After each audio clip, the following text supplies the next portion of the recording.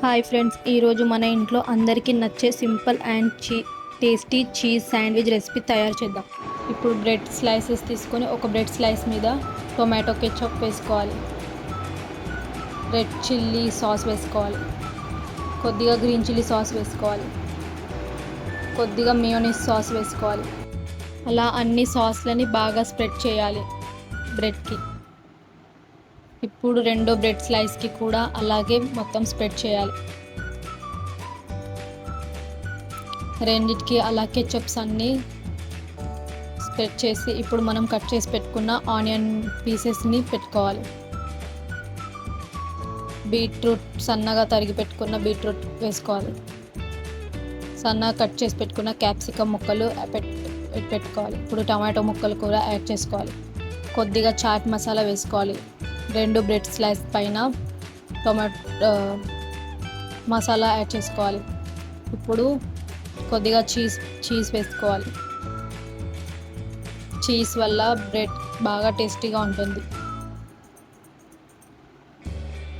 ఇప్పుడు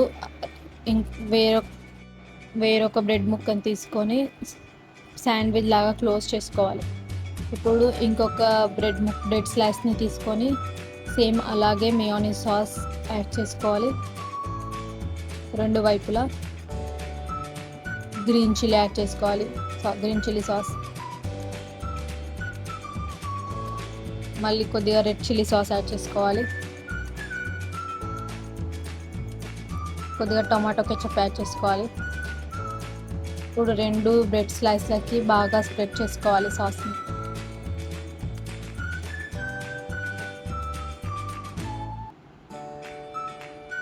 ఇలా బాగా స్ప్రెడ్ చేసుకున్న తర్వాత ఆనియన్స్ని యాడ్ చేసుకోవాలి.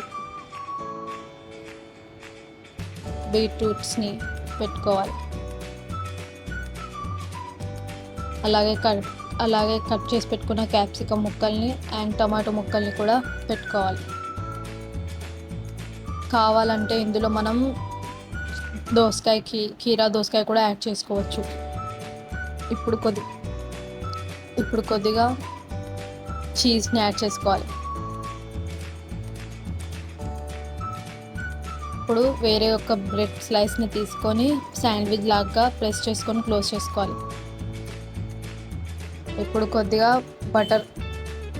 బటర్ లేదా ఆయిల్ని యాడ్ చేసుకొని మనం రెడీ చేసి పెట్టుకున్న బ్రెడ్లను దానిపైన పెట్టుకోవాలి. ఇప్పుడు పైనుండి కొద్దిగా బటర్ అన్న ఆయిల్ అన్న యాడ్ చేసుకోవాలి.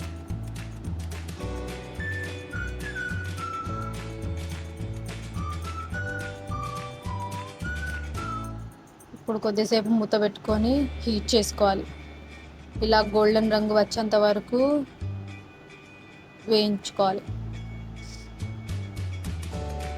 గోల్డెన్ రంగు వచ్చాక వేరొక సైడ్ని కూడా కుక్ చేసుకోవాలి. ఇలా గోల్డెన్ రంగు వచ్చేంత వరకు బాగా కుక్ అయ్యాక తీసి పక్కన పెట్టుకోవాలి. అంతే ఫ్రెండ్స్, ఎంతో టేస్టీగా ఉండే ఇలా ఈవినింగ్ స్నాక్స్కి ప్రిపేర్ చేసుకోవచ్చు చీజ్ శాండ్విచ్. చూడండి ఎంత బాగా వచ్చిందో.